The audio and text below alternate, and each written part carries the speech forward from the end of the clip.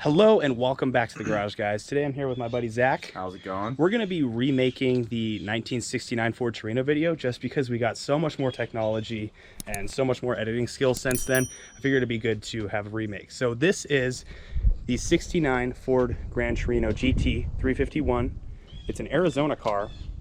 It is the first classic car actually that we ever bought. It is an AC car and a power top car. So this thing was pretty much fully loaded from the factory, minus the power seats is the only thing it's missing. Here is the motor. As you can see, it is an AC car. Of course, it doesn't work. Of course it doesn't work, because they never work. What do you think about what else we got? Show you guys the interior over here. Looks like this. AM, FM radio. It's a four-seater. Yeah, you know, top of the line. Right now.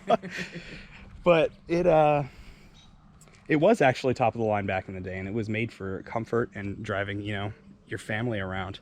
I think come here, check this out. I think one of my favorite parts of this car is that the gas tank is underneath the license plate right here. That's cool. Yeah. Just weird little things that they did. They're like, we went to the moon, we might as well put a bunch of useless inside this car. All right, guys. The pinnacle of technology is a gas tank under the license plate. That's right. All right, guys, let's get driving. All right, guys, let's go ahead, get this thing started up, and I'm going to show you my favorite part about this car, okay? Okay. My absolute favorite. I think I said the gas tank was my favorite too, but it's not actually my favorite. Don't worry about that. If we crash, we're dead. Yeah. Okay. This thing's safety measures are great. Isn't that so cool? All right. Now we're cruising. Now we are definitely cruising. All right, let's get cooking.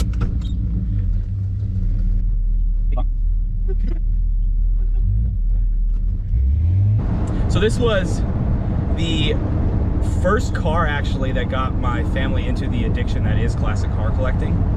My dad bought this 16 years ago. This paint is probably 14 years old in this thing. Really? Yeah, we bought it 16 years ago. That's when we were in Phoenix. And we were driving it home and the fuel filter clogged and we broke down in the middle of the 202, which is one of the very busiest freeways, without a pullover lane. In this car? Yeah, in this. Oh yeah, this steering wheel on here is called a rim blow. A rim blow? rim blow. No, but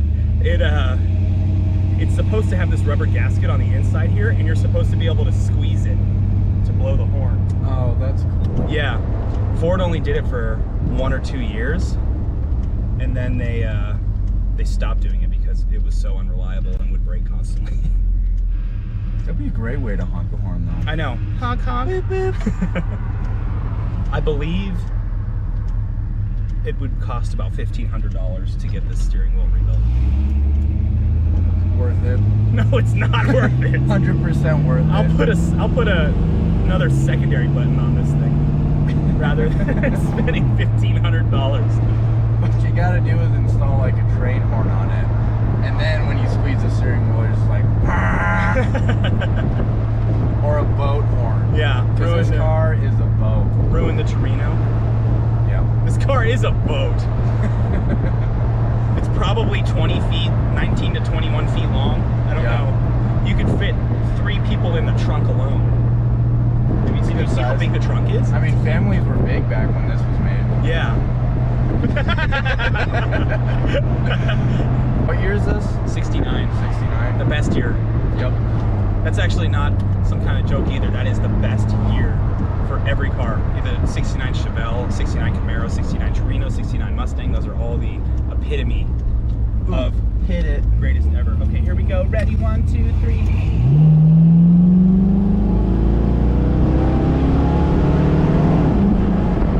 Yeah, it's got some pickup. That was nice. Yeah. How many horsepower does this have? I'm not sure. This is the original motor in the car. It's 351. They always underrated them from the factory. I bet they'd say this is like 180 horsepower. It's not 180 horsepower. To pull a boat like this that quickly, no way. Someone had redone the transmission when we bought it.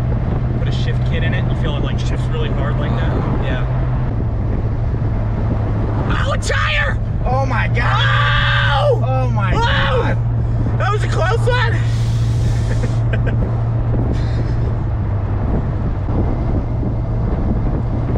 Alright, so I found these in my glove box.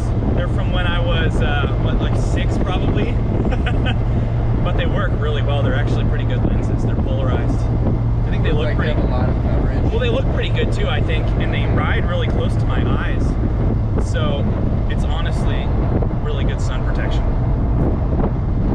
Oh, another cool thing I wanted to show you guys was when you turn, I'll make it bigger on the video. Look at the hood.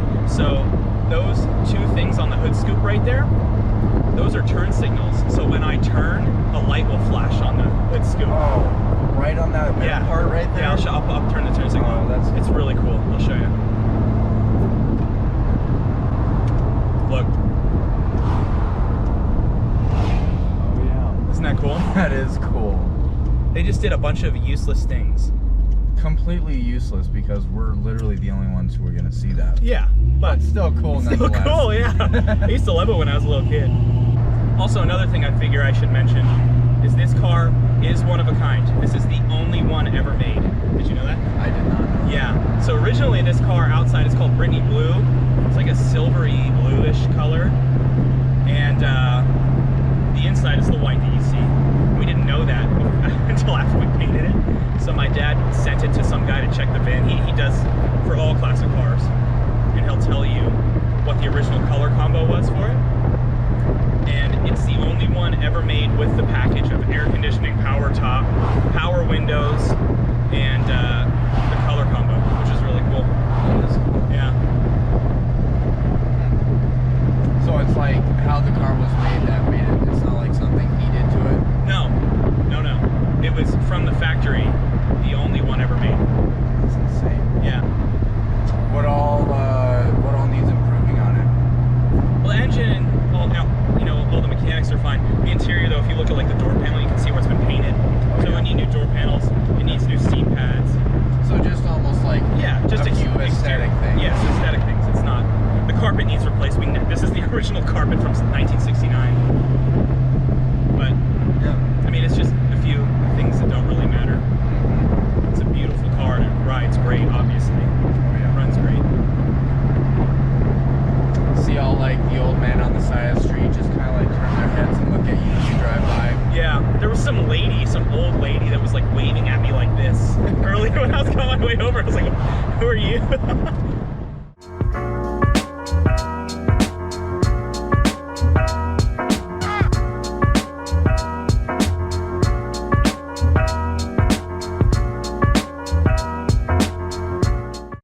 Alright guys, we're up at Horsetooth Reservoir. It's a beautiful day, 83 degrees. It looks like this. Took the Torino out. I'm just gonna be sitting here on my phone like a fucking millennial.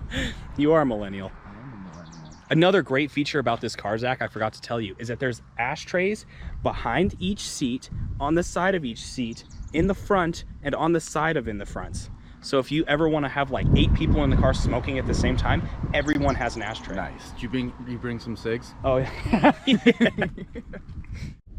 So another cool thing about these cars is for '69, the Ford Torino GT only produced about 81,000 total units, which is not very many worldwide. And I mean, only imagine how many are left right now. Yeah. From '69, people trash these things, and they only made about a little over 10,000 convertibles, which makes them extremely rare right now, just as is.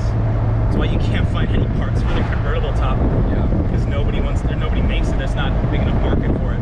You have to get those like custom made. Yeah. And then you go down to, this one had a power top and it has power windows.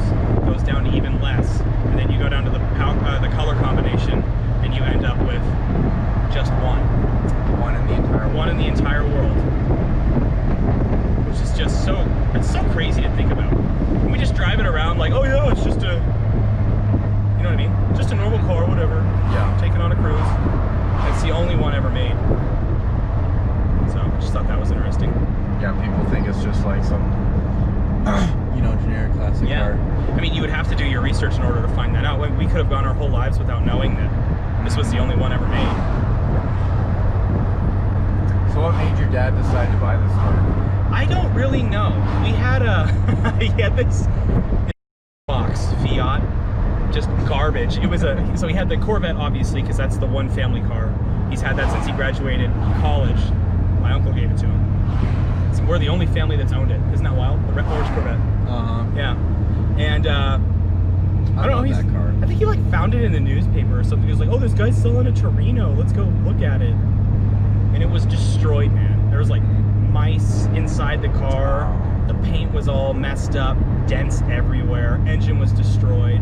Your dad just saw like a newspaper article and was like, "Oh, I want to be like Clint Eastwood." Yeah. It wasn't made yet. That movie was not made. What year was that movie? I think it was like 2013, wasn't it? I thought it was newer than that, or older than that. I mean, I thought that was like early 2000s. Early 2000s? No, but no, man. They came out when I was able to watch our movies. So, anyways, no, Clint Eastwood wanted to be like my dad. Okay. Yeah. That's understandable. Yeah. Has restoring classic cars become like a bigger thing Yes. since then? Oh yeah. So it's so. I feel like I should take these off, but it's so bright. I don't want to. I know. Okay. Yeah, restoring classic cars has become easier and cheaper than ever, actually. So if you have a car that you're really interested in, unless it's an MGA Roadster, go ahead and buy it if you have the skill set to do it. Yeah. I mean, it's been so easy with magazines and online. I mean, you go on the internet, search it up. Everything's cheaper than it was 10 years ago to buy for these cars. Well, yeah, I bet with more people wanting to restore these cars, like a bunch of businesses have popped up specifically dedicated to providing the parts. I mean, no, so they were always there. I think it's more the fact they have the technology to remanufacture parts now. Okay. You know, with 3D print, I don't really think anyone uses 3D printing, but you know, technology like that. Got a piece of dust in my eye. Ow! Ow! Okay. F***ing convertible! I hate this car! I hate it! Probably should have said I run that. That's all right. I use the impact wrench to bleep noises. Really? Yeah. You use the impact wrench for all those? Yeah. So it's just like an entire video? That's it. That's the whole video. It's us driving the Miata with an impact wrench in the background. That's funny.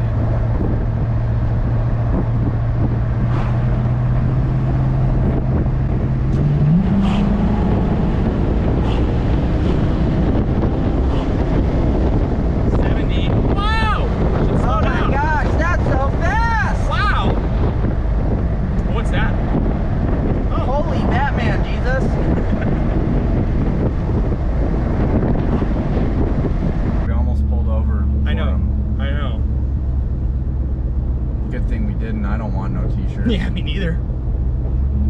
Probably like Sharpie bleed through onto your skin. Only lemonade I want comes with vodka. What kind of lemonade are you selling? Right. Now what we'll do is put the top up. Bug on my face. Oh!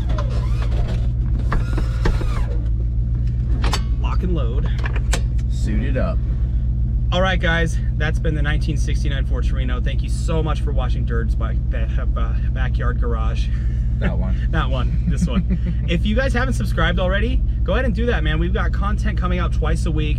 It's all, I wouldn't say like quality, but it's all something. It's something, yeah. Right? It's a great way to waste 15 minutes. Yeah. So, you guys haven't done that, consider doing it. We'll see you back here next time at the garage.